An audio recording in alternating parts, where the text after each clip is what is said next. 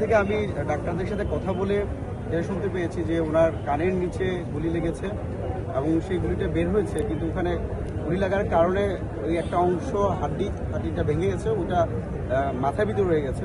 আমি শুনতে পাচ্ছি যে তার মাথায় যেন ইনফেকশন না হয়, তাহলে সেই জন্য তার মাথার খুলি বের করে রাখতে হবে যেন ইনফেকশন না হয়, এরকম একটা কথা শুনে আসছি।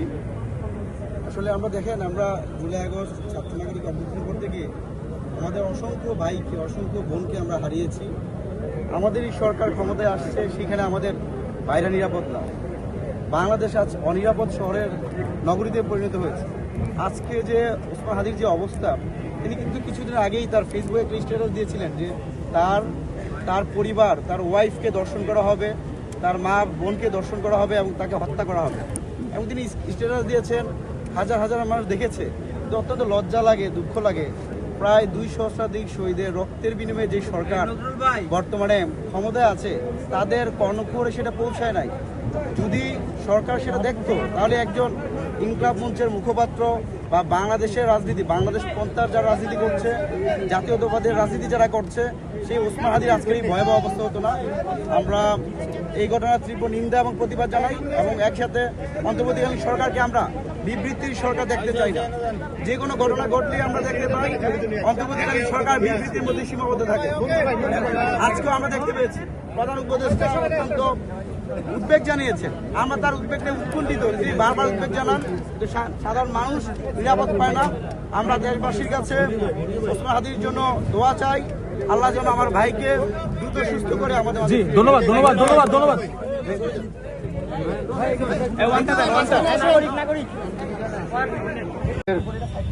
বন্ধু, আমাদের সহযোদ্ধা ওসমান হাদি লাইফ সাপোর্টে আছেন। তার যে বর্তমান অবস্থা, সেখানে দেখার সুযোগটুকু হয়ে ওঠে নাই।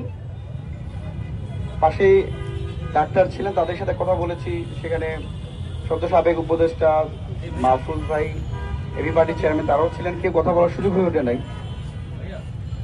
আজকে ওসমান হাদি লাইফ সাপোর্টে আমাদের সবার হৃদয় রক্তক্ষরণ হচ্ছে, বাংলাদেশের সকল মানুষের হৃদয় রক্তক্ষরণ হচ্ছে। আমার ভাই প্রকাশ্যে দিবালোকে আমাদের রক্তের বিনিময়ে গঠিত সরকারের আমলে গুলিবিদ্ধ হয়ে আইসিইউতে থাকতে হয়। একটা লজ্জার দুঃখের ঘটনা হতে পারে না। ডাক্তার বলেছেন তার গুলি কানের নিচে লেগেছে, এখানে একটা হাড় আছে, সেই হাড়টা ভিতরে রয়ে গেছে। সেখান থেকে যদি ইনফেকশন ছড়ানোর সম্ভাবনা রয়েছে, যার কারণে যেটা শুনেছি এখন পর্যন্ত যে তার মাথার খুলি আলাদা করে ট্রিটমেন্ট করতে হবে। এমন একটা বাস্তবতা আমরা দাঁড়িয়ে আছি। আর আসলে আমাদের অনেক লজ্জা লাগে। দেখুন, এই যে আরো 1 সপ্তাহ আগে ওসমান হাদি তার ফেসবুকে পোস্ট দিয়েছিলেন, তার মাকে, তার বোনকে, তার প্রিয়তমা স্ত্রীকে দর্শন করার হুমকি দিয়েছিলেন, এবং তাকে প্রকাশ্যে গুলি করে হত্যা করার হুমকিও তাকে দিয়ে হয়েছিল। তো লজ্জার বিষয়, গত 10 দিনে পুরো বাংলাদেশের মানুষ সেই ঘটনা জানতে পারলো। প্রধান উপদেষ্টা প্রফেসর মোহাম্মদ ইউনূসের ঘুম কিন্তু চোখ থেকে যায় নাই। আমরা কেমন একটা বাংলাদেশে বাস করি? একজন নাগরিক, একজন জুলাই আন্দোলনের অন্যতম নায়ক, যিনি ইনকলাব মঞ্চের মুখপাত্র, ঢাকা 8 আসনে সংসদীয় আসনে সে নির্বাচন করবে, তার ন্যূনতম সিকিউরিটি এই গভর্নমেন্ট দিতে পারছে না। এই লজ্জা আমরা কোথায় রাখবো? আওয়ামী লীগকে আমরা বাংলাদেশ থেকে পালিয়ে যেতে বাধ্য করেছি, তা আমাদের সরকার খায় দায় আর ঘুমায় থাকে। আমরা অন্তর্বর্তীকালীন সরকারের প্রতি আহ্বান জানাবো, আমরা বিপিজি মার্কা সরকার দেখতে চাই না। আমার ভাই যেখানে লাশ পড়ে সীমান্তে হত্যা হয়, হাদির আইসিইউতে থাকে, নুরুকরা আইসিইউতে থাকে, শুধু সরকার শুধু তীব্র নিন্দা জানিয়ে রাখে। একটা লজ্জার মেরুদণ্ডহীন সরকার বাংলাদেশে আর 53 বছর ছিল না। আমরা অন্তর্বর্তীকালীন সরকারের মধ্যে আহ্বান জানাই, এখন থেকে আগামী 12 ঘন্টার মধ্যেই ওসমান হাদিকে যারা হত্যার উদ্দেশ্যে গুলি করেছে তাদেরকে গ্রেফতার করতে হবে, না হলে আমার ভাই আইসিইউতে থাকবে, আপনি যমুনায় আরামায়েশ করবেন, সেই আরামায়েশ কিন্তু আমরা মেনে নিব না। আমরা কিন্তু আপনার ঘুম হারাম করে দিব। সেই ভাই যদি আর চাকরিতে না হয়, আমরা আপনাদের ঘুম হারাম করে দিব। প্রকাশ্যে দিবালোকে বিজয়নগরে যে ঘটনা আমি আর শুনেছি কিছুক্ষণ আগে, যে উসমান হাদি আজকে সেখানে নির্বাচন গণসংযোগ করবেন, তার জন্য তিনি ফেসবুকে আহ্বান করেছেন তারা যাকে পছন্দ করে ভালোবাসে তারা যেন সেগুন বাগিচা যায়। সেগুন বাগিচা থেকে তারা একসাথে 10 জন একটা টিম ছিল, 5টা রিক্সা নিয়ে তারা বিজয়নগরে কারবাটে যায়। এই যারা হত্যাকারী, কি পরিমাণ ভয়াবহ কিলিং মিশনে তারা নেমেছে। এই হত্যাকারী সেগুন বাগিচা থেকে তারা লিফলেট বিতরণ করেছিল হাদির সাথে। সর্বশেষ যখন তারা কারবাট রোড থেকে তারা চলে যাচ্ছে, তখন এই শুটার গুলি করে তাকে হত্যার উদ্দেশ্যে গুলি করা হয়েছে। আপনারা চিন্তা করেন, আমরা কিন্তু বারবার বলছি জুলাই আজ ধ্বংসস্তূপে পরিণত হয়েছে। জুলাইয়ের সম্মুখসারে যোদ্ধারা আজকে তাদের জীবন নিয়ে সংকটাপূর্ণ অবস্থায় দাঁড়িয়েছে। সেই জায়গাতে তাদেরকে টার্গেট কিলিং করা হচ্ছে। সাধারণ মানুষের কোন নিরাপত্তা দিতে এই সরকার ব্যর্থ হয়েছে।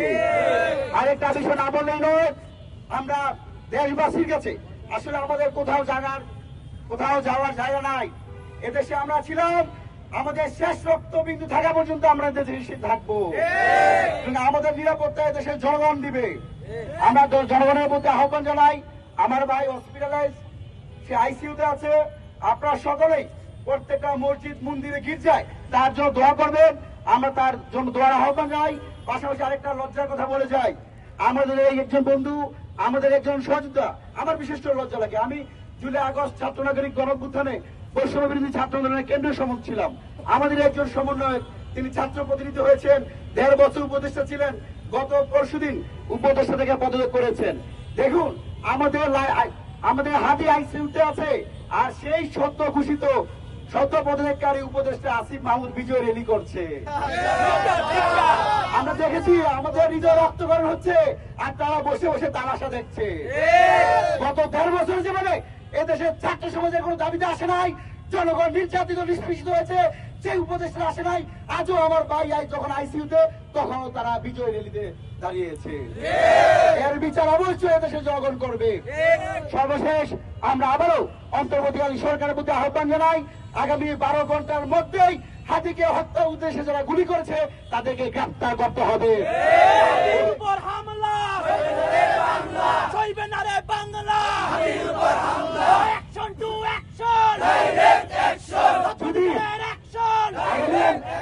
আগামী 12 ঘন্টার মধ্যে, আমরা কেন বলছি 12 ঘন্টা, সবসময় বলি 24 ঘন্টা 48 ঘন্টা, একদম ঢাকার প্রাণকেন্দ্রে একটা অবস্থিত জায়গা, সেখানে শত শত সিসিটিভি ফুটেজ রয়েছে।